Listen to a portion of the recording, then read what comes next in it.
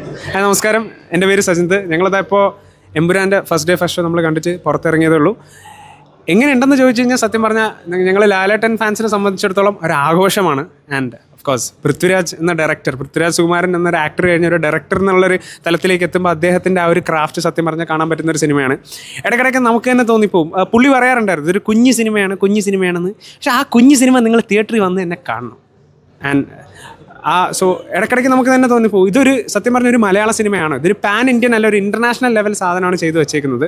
So definitely തിയേറ്ററിൽ വന്ന് കാണേണ്ട പടമാണ്. തിയേറ്ററിൽ എക്സ്പീരിയൻസ് മിസ് ചെയ്യരുത്.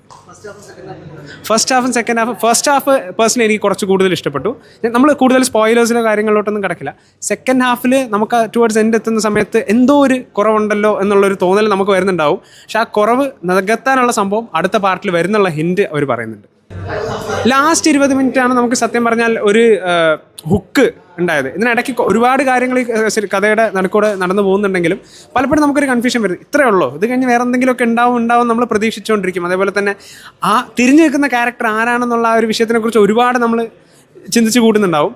പക്ഷേ അത് ഒട്ടും ഡിസപ്പോയിൻറ്റ് ചെയ്യാത്ത രീതിയിൽ തന്നെ അവർ കാണിച്ചിട്ടുണ്ട്.